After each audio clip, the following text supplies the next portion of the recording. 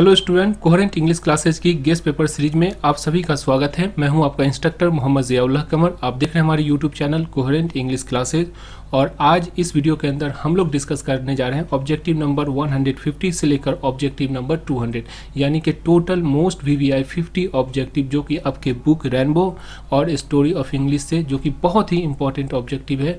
और ये जो ऑब्जेक्टिव है 1018 यानी 1000 ऑब्जेक्टिव जो हम लोग डिस्कस कर रहे हैं इस वीडियो सीरीज के अंदर, ये ऑब्जेक्टिव इतना इंपॉर्टेंट ऑब्जेक्टिव है कि इसी ऑब्जेक्टिव के बेस पे 2017, 18, 19, 20, 21, आप 21 में जाके देख सकते हैं 214 बच्चा, जो कि मोर देन 80% मार्क्स जो है 214 बच्चे के पास है। तो आप इस वीडियो सीरीज को जरूर देखिए, क्योंकि इसमें से आपको 95% ऑब्जेक्टिव, अब एक या दो ऑब्जेक्टिव ऐसा हो सकता है जो कि आउट ऑफ सिलेबस हो, या फिर जो है एग्जामिनर जो अपने हिसाब से देता है, तो उसको छोड़कर आपको जो है 95% ऑब्जेक्टिव इसमें से टकरा जाएगी। तो आइए स्टार्ट करते हैं। ऑब्जेक्टिव नंबर 151 से स्टार्ट करते हैं, ठीक है।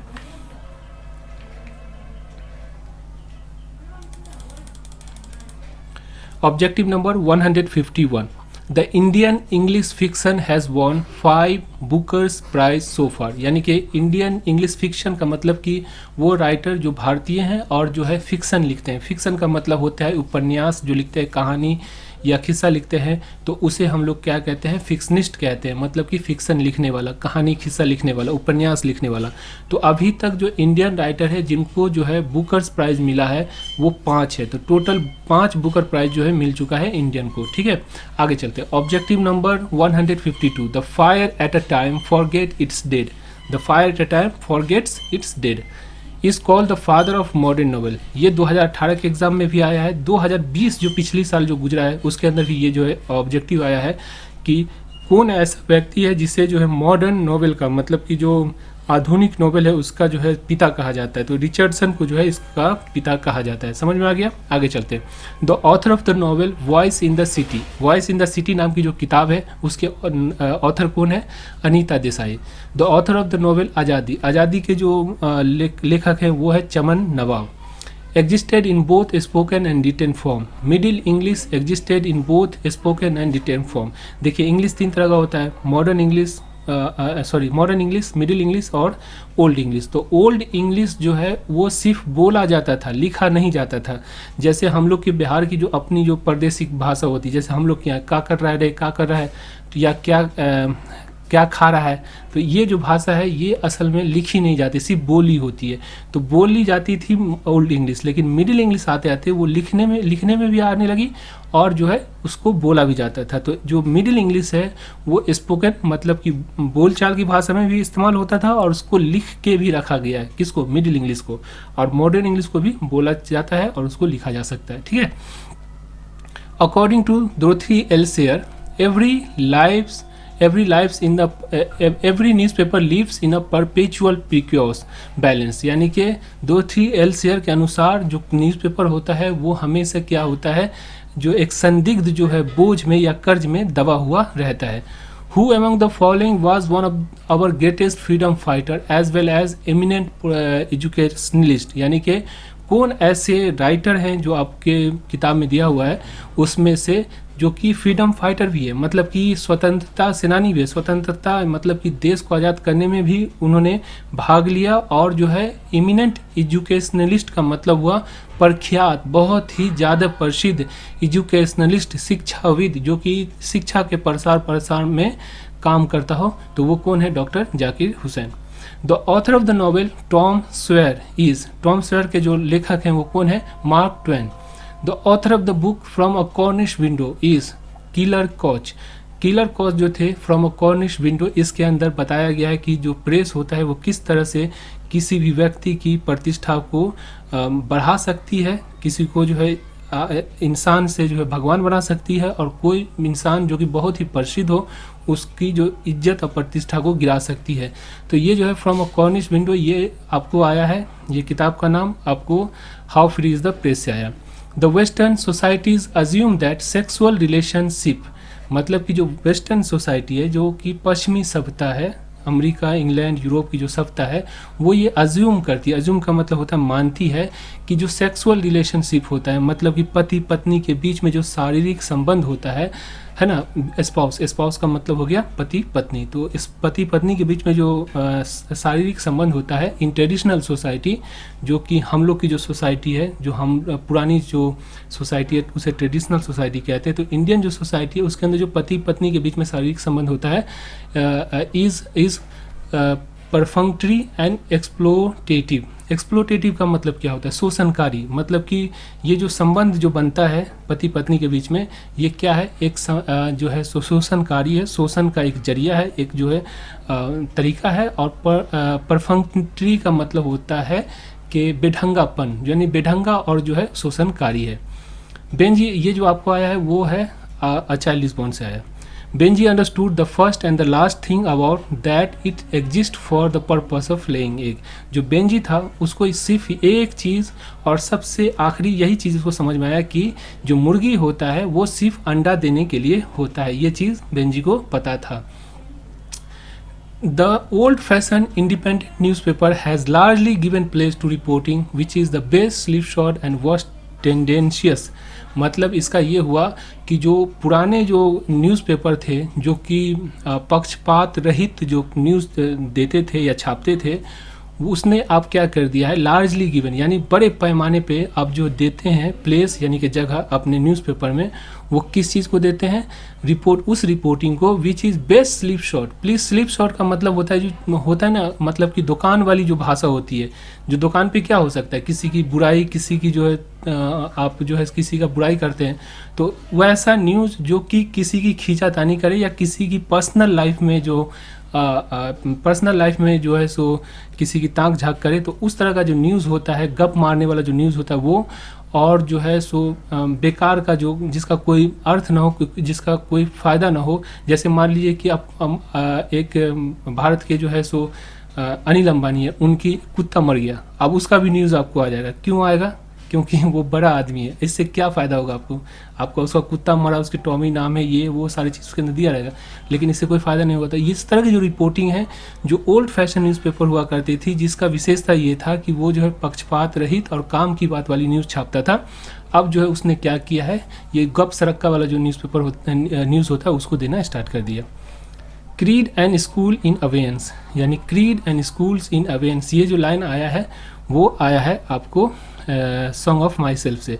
Who had no system of life crowding competition, यानी किसके पास जो है जीवन भ्रष्ट कर देने वाली जो प्रतियोगिता है, यानी जीवन को बर्बाद कर देने वाली जो ये भाग दौड़ है ज़िंदगी में लगी हुई, वो नहीं है। तो हमारे इंडियन के पास नहीं थी। Through snake poem the poet try to exalt the value of primitive life. समझ में आ गया?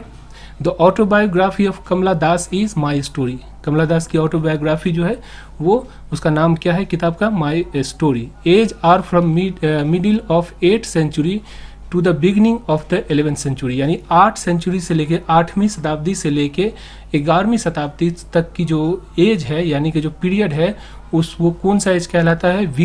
वाइकिंग एज, विकिंग या वाइकिंग जो कह सकते हैं इसको, तो वाइकिंग एज कहलाती है। समझ में आ गया? Objective number 169। In China the syllable writing step was never taken, मतलब कि चाइना के अंदर वर्णमाला में लिखाई नहीं होती। वहाँ पे सिंबल होता है, 30,000 के लगभग सिंबल है, जो कि जिसमें जो है उसकी भाषा लिखी हुई है, हर वर्ड का अलग सिंबल दिया हुआ है। लेकिन हमारी जो भाषा है हिंदी, उसके अंदर देखिए 102 टोटल जो है वर्णमाला है, अ से लेके अ तक और क से लेके ज्ञ तक। उसके बाद हर्षी दीर्घी की जो मात्रा है वो सब 102 है, और उसी में हम सारा हिंदी को लिखते हैं। तो यहाँ पे जो क्या है वर्णमाला का प्रयोग हो रहा है, लेकिन चाइना में वर्णमाला का प्रयोग नहीं होता है।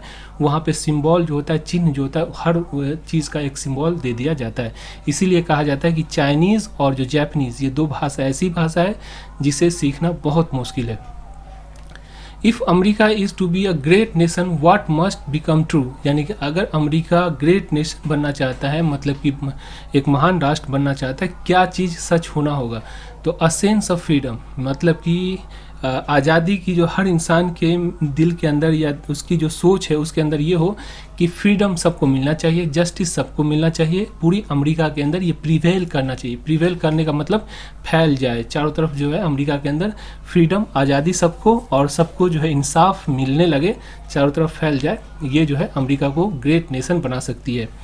Hinduism has made still more marvelous discoveries in the thing of religion, spirit and soul। यानी कि जो वेस्टर्न कंट्री है उन्होंने अपना जो पूरा का पूरा डिस्कवरी जो किया है वो जो है भौतिकवाद यानी कि दुनिया की जो चीज़ है उसमें जो है इसने बहुत सारा चीज़ ईजाद किया है।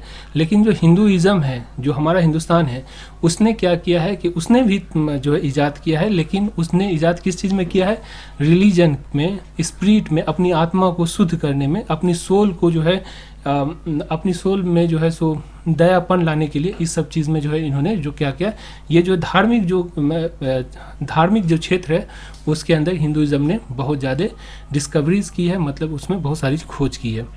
The tendency of Indian civilisation is to elevate the moral being.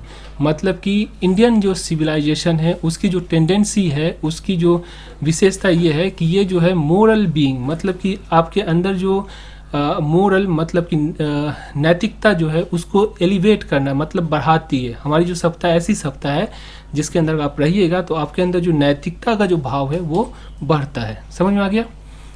The jacaranda tree is written by H.E. Bates. H.E. Bates ने द जैकरेंडा ट्री नाम की जो किताब है उसको लिखा। Novelist have made a remarkable contribution to English literature. American novelist जो है उन्होंने बहुत ही उल्लेखनीय जो है योगदान दिया इंग्लिश लिटरेचर के अंदर। The autobiography of Gandhi ji is, यानी गांधी जी की जो आत्मकथा है उस किताब का नाम क्या है? My experiment with truth. When I have a dream speech was delivered। I have a dream speech कब डिलीवर किया गया? तो 1963 ईस्वी के अंदर। और body of English breath English air, यानी कि ये जो यहाँ पे England, a body of England, यानी कि लेखक कहते हैं ये लाइन है द सोल्जर का। सोल्जर में कहते हैं कि ये जो बॉडी है, ये जो शरीर है वो कहाँ की है? इंग्लैंड की है। और जो सांस लेती है वो इंग्लिश ईयर, इंग्लैंड का दूसरा नाम इंग्लिश भी है, ठीक है। तो ये इंग्लैंड की बॉडी है, मतलब हमारा जो शरीर है वो निछावर है इंग्लैंड पे, और इंग्लैंड का ही जो हवा इसके अंदर लेती है, मतलब ये जो हवा जो भी इंग्लैंड का लेती है, मतलब स्वच्छ देशी है ये।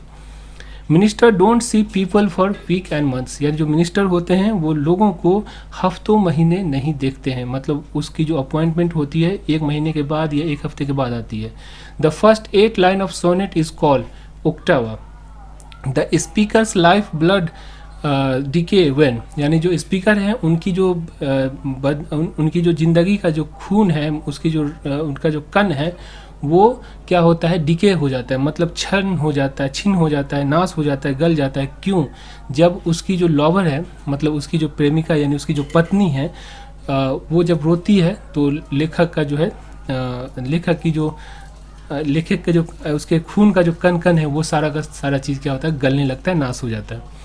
The Canadian novels advocate existence of life in diversity. Canadian जो नॉवेल है, मतलब उपन्यास है, वो जो एक इंसान की जो ज़िंदगी है वो डाइवर्सिटी के अंदर यानी विविधता के अंदर जो है उसको जो है एडवोकेट करता है, उसको जो बढ़ा चढ़ा कर पेश करता है। Garland of turmeric and garlic are worn in naming ceremony to ward off. Garlic और जो टर्मरिक है, मतलब कि लहसुन और जो हल्दी, इसका जो गार्लैंड का मतलब होता है माला, तो माला पहनाया जाता है इन नेमिंग सेरेमनी, जब बच्चे का जो नामकरण होता है यानी छठी होती है तो उस समय पहनाया जाता है। वार्ड ऑफ का मतलब होता है दूर भगाने के लिए, किस चीज़ को? गुडनेस को। यहाँ पे होगा evil.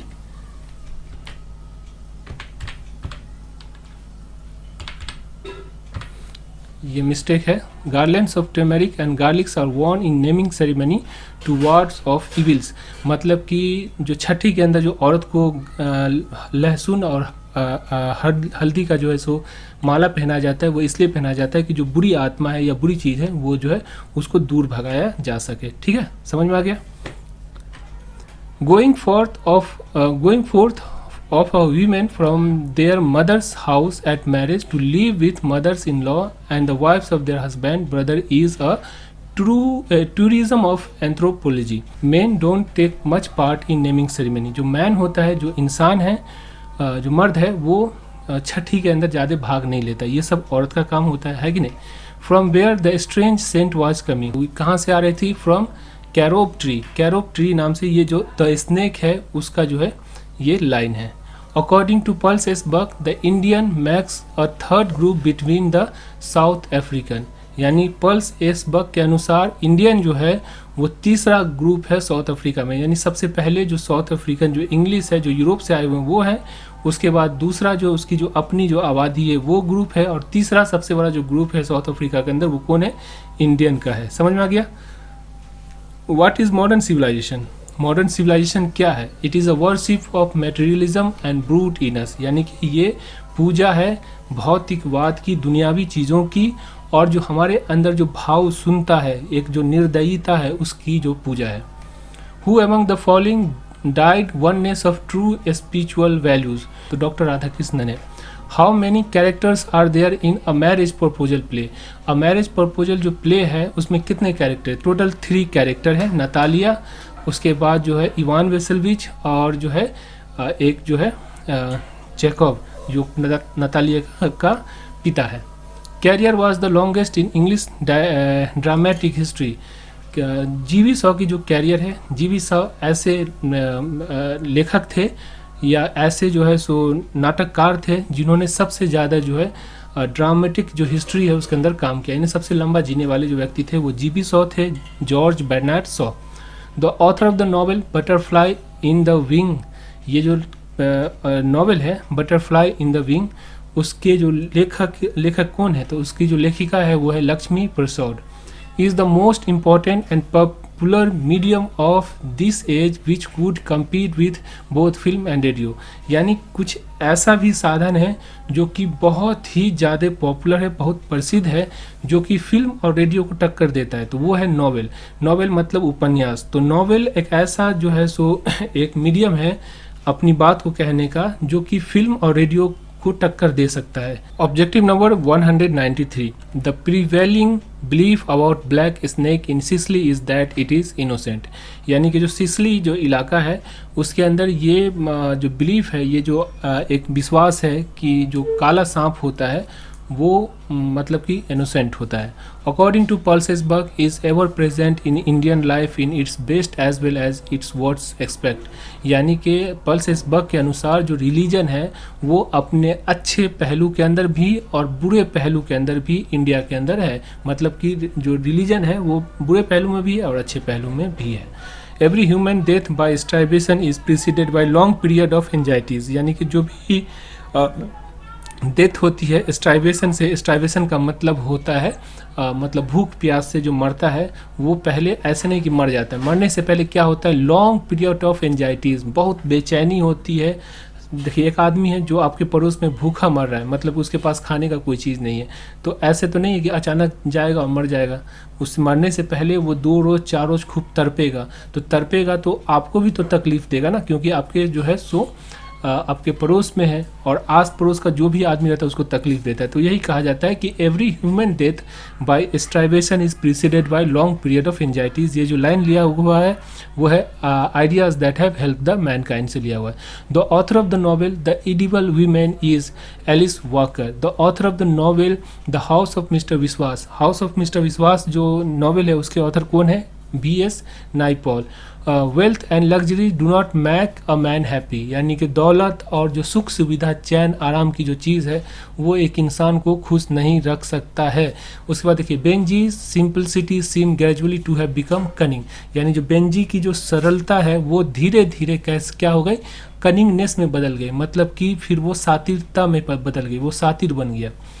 When Pulse S. Buck won the Nobel Prize, Pulse S. Buck को नोबेल प्राइज़ कब मिला? 1938। तो इस तरह से हमने जो है 200 ऑब्जेक्टिव को डिस्कस किया। आशा करता हूँ ये वीडियो आपको अच्छी लगी होगी। अगर आप 10वीं 11वीं या 12वीं के स्टूडेंट हैं या टीचर हैं और आप अगर ऑनलाइन जो है बिहार स्कूल एग्जामिनेशन की 10वीं 11वीं या 12वीं की तैयारी करना चाहते हैं तो आप हमारी ऑनलाइन कोर्स को ज्वाइन कर सकते हैं, बहुत ही सस्ता, जिसके अंदर आपको किताब भी मिल जाता है। तो अगर आपको कोर्स ऑनलाइन परचेज करनी है तो आप इस नंबर पर 9065829862 पे कॉल कर सकते हैं और अधिक जानकारी ले सकते हैं। Thank you so much for watching coherent English classes.